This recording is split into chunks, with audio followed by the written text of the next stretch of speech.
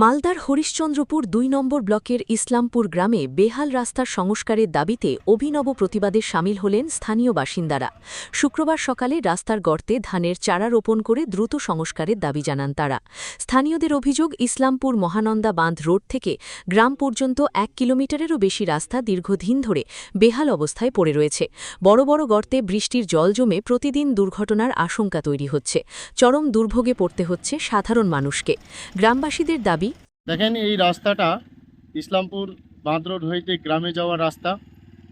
এই রাস্তার ধরেই প্রায় দিনে ৫০০,০০০ ছাত্র যাতায়াত করে। ইসলামপুর প্রাইমারি স্কুল এবং ইসলামপুর সাগর হাই মাদ্রাসার ছাত্রছাত্রীরা যায়। প্রতিদিন তারা ড্রেস পরে এমনকি যেতে পারছে না, তাদের ড্রেস খারাপ হয়ে যাচ্ছে। এটা প্রায় অভিযোগ তারা হেডমাস্টারকে দিচ্ছে। আমি ওই স্কুলে পড়াই, এটা জানি। আর এখানে প্রতিদিন অসংখ্য গাড়ি যাতায়াত করে, বাইক নিয়ে যায়, মহিলারা যায়, অসুস্থ রুগীরাকে নিয়ে যেতে রাস্তায় হাঁটিয়ে নিয়ে যেতে হয়। এই রকম এখানকার দশা। এই রাস্তাটা হচ্ছে ইসলামপুর মহানন্দা বাঁধ রোড থেকে ইসলামপুর গ্রামের যাওয়ার রাস্তা। এই রাস্তা দীর্ঘদিন ধরে, অনেক দিন ধরে এই রাস্তা বেহাল অবস্থায় পড়ে রয়েছে। এই রাস্তা আমাদের যে গ্রাম ইসলামপুর, চাঁদপুর, খোপাকাটি, তেজিয়াঘাট, লক্ষণপুর, বড় লক্ষণপুর, অনেকটি গ্রাম আছে, প্রায় 10টি প্লাস। এই গ্রামে হচ্ছে মেন রাস্তা এটা। এখানে এই রাস্তায় বিভিন্ন জায়গায় গর্ত হয়েছে, এমনভাবে গর্ত হয়েছে যাতে বর্ষার দিনে গাড়ি তো দূরের কথা, মানুষ হেঁটেও চলতে পারছে না। বলছি, কতদিন ধরে এই বেহাল রাস্তাটা আপনাদের? প্রায় 10 বছর প্লাস হয়ে গেল। উত্তর ২৪ পরগনা ও তার আশপাশের এলাকার মানুষের সেবায় ক্যাথল্যাবের মতো অত্যাধুনিক সুবিধা নিয়ে পরিষেবায় ব্রতী সারদা মাল্টি স্পেশালিটি হাসপাতাল।